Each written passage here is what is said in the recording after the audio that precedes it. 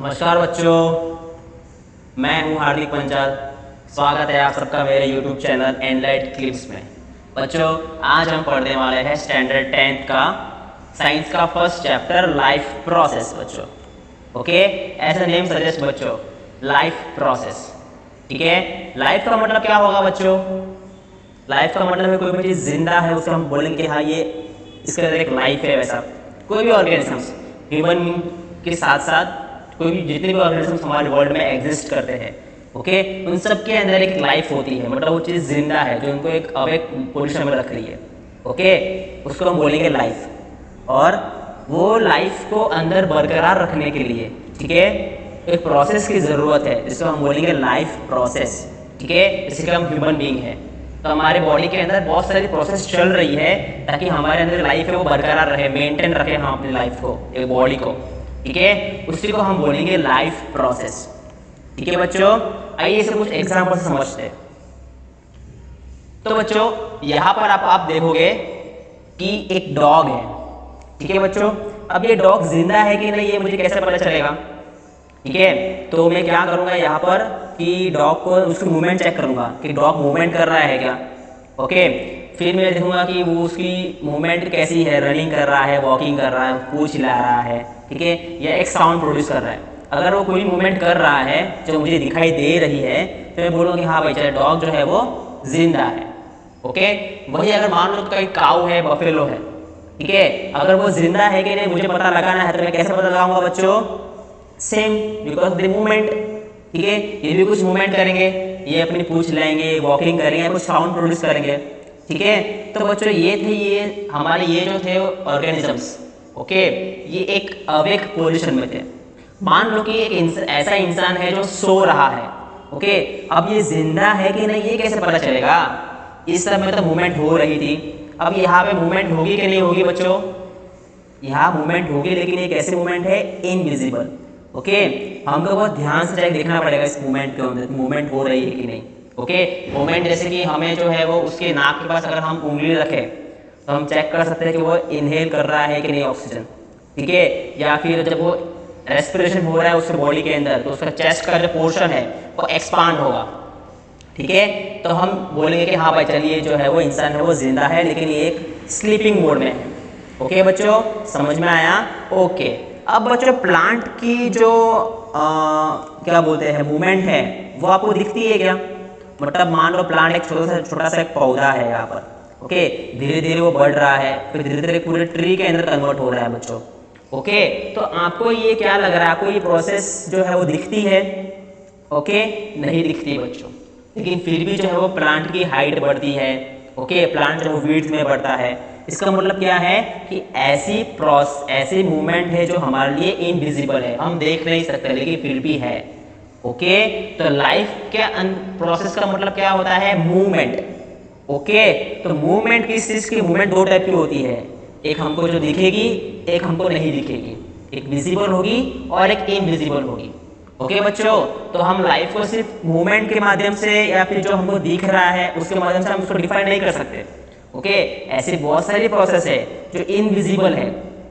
Okay बच्चों, जैसे कि हमारे बॉडी के अंदर मॉलिक्यूल्स, ओके, हमारे सेल्स, ठीक है, हमारे मॉलिक्यूल्स जो है वो हमेशा मूवमेंट कर रहे हैं लेकिन हम जो उसको फील नहीं कर पा रहे हैं ना, हम उसको देख पा रहे हैं, हमारे लिए इनविजिबल है लेकिन मूवमेंट कर रहे हैं। ठीक है, तो लाइफ प्रोसेस में दोनों वजह मूवमेंट आएगी, एक विजिबल भी और एक इनविजिबल भी।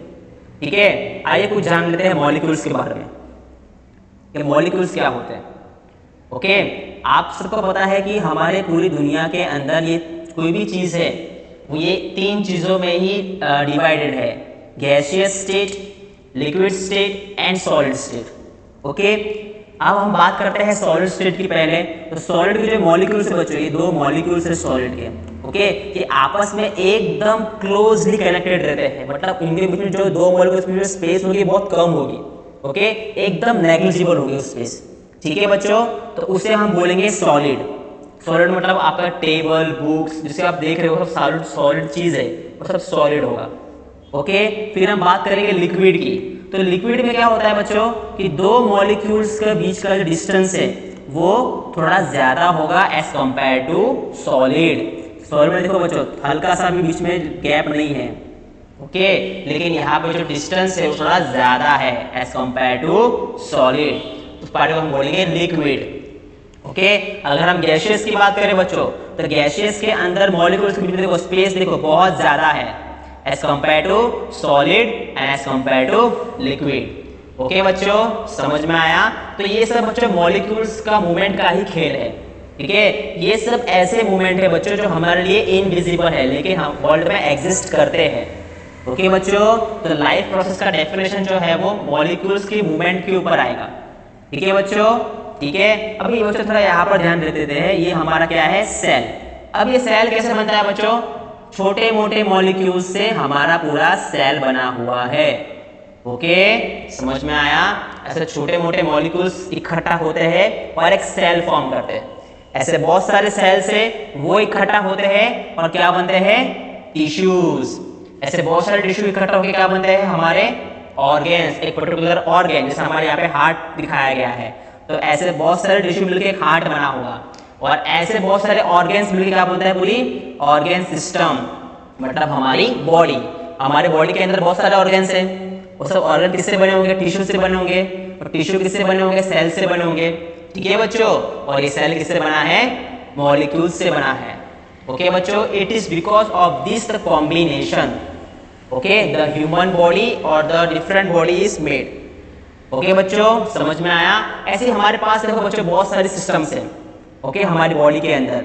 जैसे हम डाइजेस्टिव सिस्टम की बात करें, इम्यून सिस्टम की बात करें, नर्वस सिस्टम की बात करें, एक्सक्रीटरी सिस्टम की बात करें, रिप्रोडक्टिव सिस्टम की बात करें, रेस्पिरेटरी सिस्टम की बात करें, ठीक है। ऐसे बहुत सारे सिस्टम है हमारे बॉडी के अंदर। सिस्टम क्यों है, it is because of the movement of the molecules, okay बच्चों। वन बाय वन हम ये सिस्टम पढ़ने वाले हैं, ओके। पहले हम जान लेते हैं कि प्रॉपर लाइफ प्रोसेस की डेफिनेशन क्या होगी, ओके, समझ में आया। तो बच्चों here is the definition, okay, क्या डेफिनेशन है बच्चों, the maintenance function of the living organism must go on even when they are not doing anything particular, okay.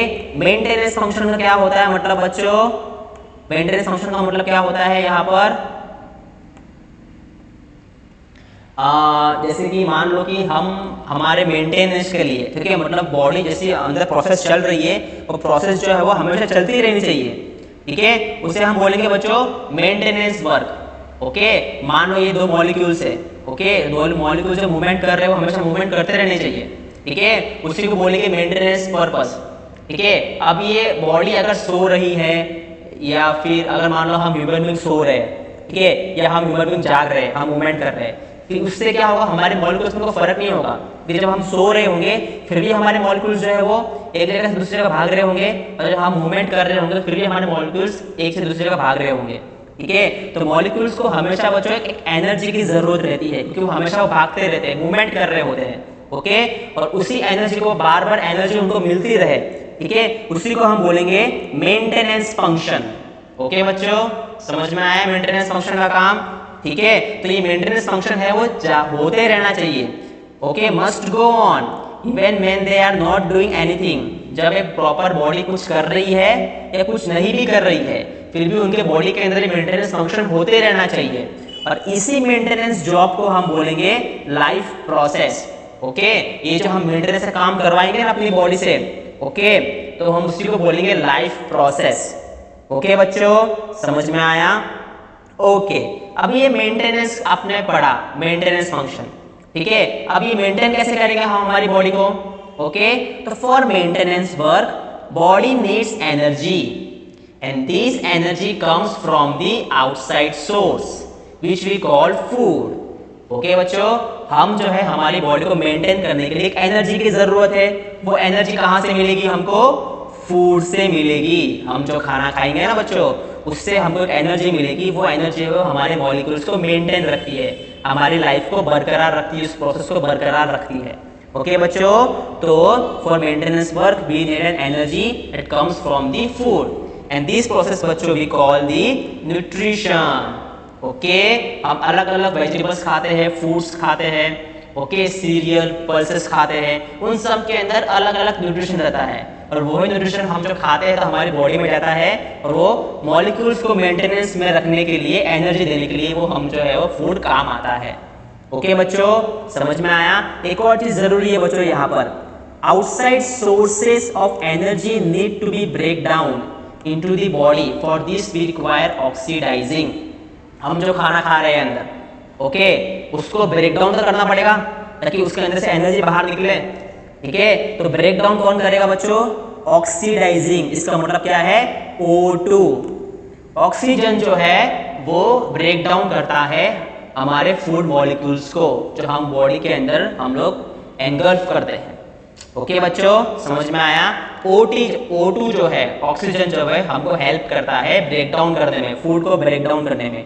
आप जो ऑक्सीजन इनहेल कर रहे हो ना बच्चों, वो हमारे लंग्स में जा रहा है, फिर हमारे पूरे बॉडी पार्ट्स में जाएगा और वहां जाके फूड को ब्रेक डाउन करेगा ताकि फूड में से एनर्जी रिलीज हो और वो एनर्जी मॉलिक्यूल्स ले पाए, ओके, लाइफ प्रोसेस को बरकरार रखने के लिए, मेंटेन रखने के लिए। ओके बच्चों, और हम जो इनहेल करते हैं ना oxygen, okay, for this organisms use oxygen from surrounding, हम सराउंडिंग से ऑक्सीजन लेंगे, okay, for break down of the food. जैसे मैंने बताया कि फूड को ब्रेक डाउन करने के लिए ऑक्सीजन की जरूरत है, वो हमको सराउंडिंग से मिलेगा, ओके। और इस प्रोसेस को हम बोलेंगे रेस्पिरेशन। ओके बच्चों, क्या बोलेंगे इस प्रोसेस को? हम रेस्पिरेशन बोलेंगे। ओके बच्चों, समझ में आया? ओके, चलो बच्चों बढ़ते हैं नेक्स्ट स्लाइड के ऊपर।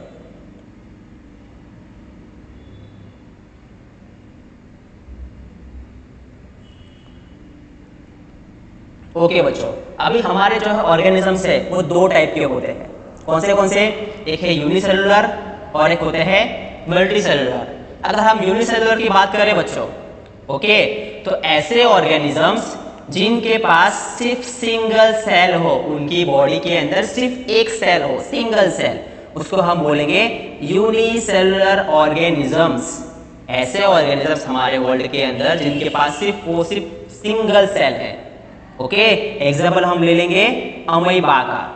अमीबा के अंदर सिर्फ सिंगल सेल होता है बच्चों, यही उसका सेल है और यही पूरी उसकी बॉडी है, ओके। ईस्ट, कुछ बैक्टीरियाज भी होते हैं जिनके पास सिर्फ सिंगल सेल होता है, ओके बच्चों, समझ में आया। वही हम बात करेंगे मल्टीसेलुलर ऑर्गेनिजम्स की, तो हम एग्जांपल लेंगे ह्यूमन सेल्स का। क्यों? मल्टीसेलुलर मतलब क्या होता है? एक से ज्यादा सेल्स, उसको हम बोलेंगे मल्टी सेल्स। तो ऐसे हमारे ह्यूमन बॉडी के अंदर भी एक से ज्यादा सेल्स से अलग अलग फंक्शन काम करने के लिए, जैसे कि हम बात करें यहाँ बच्चों, ये है हमारा रेड ब्लड सेल्स, ये हमारे ब्लड के अंदर होता है, आरबीसी हम उसको बोलते हैं शॉर्ट फॉर्म में। आरबीसी के अंदर बच्चों क्या होता है? Haemoglobin, okay. आरबीसी के अंदर क्या होता है? हीमोग्लोबिन होता है, जो हमारे हीमोग्लोबिन क्या करता है? ऑक्सीजन जो हम इनहेल करते हैं ना, उस ऑक्सीजन को डिफरेंट बॉडी पार्ट्स में लेके जाता है, ओके। समझ में आया आरबीसी का काम। वही हमारा नीचे है बच्चों स्मूथ मसल्स।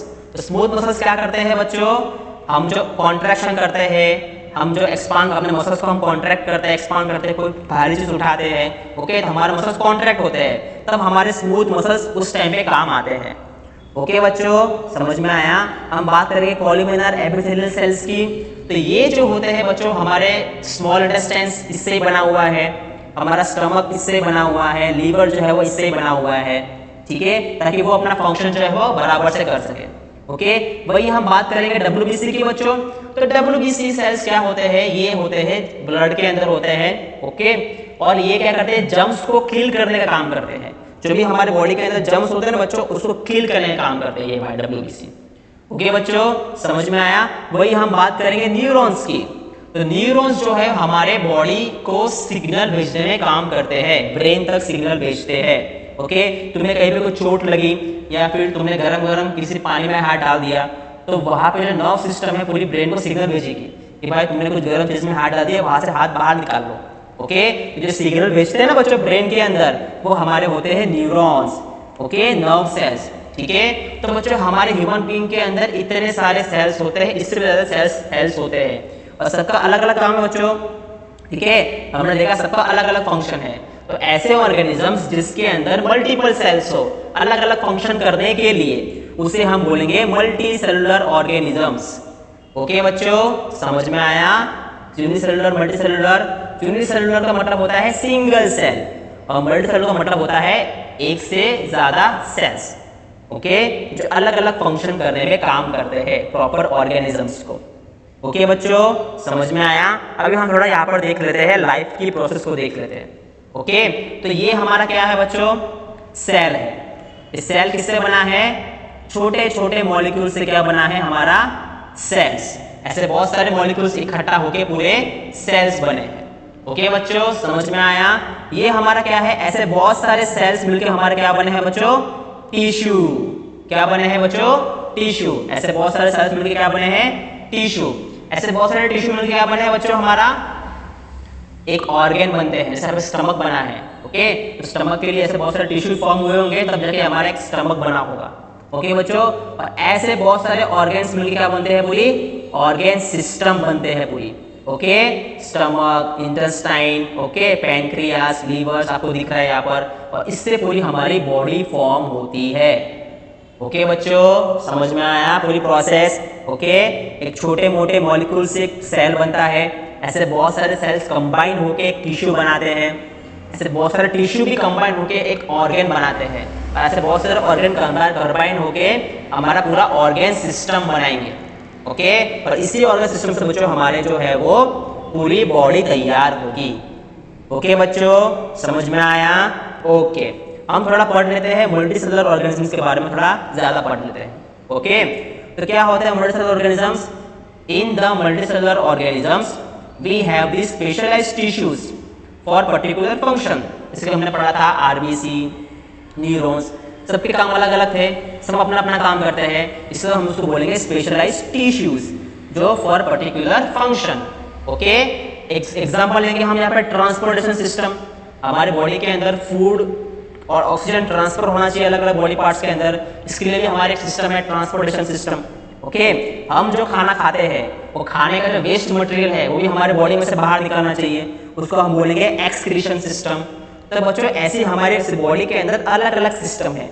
क्यों? क्योंकि हम जो है वो मल्टी सेलुलर ऑर्गेनिजम्स हैं। ओके बच्चों, समझ में आया इतना? ओके, चलो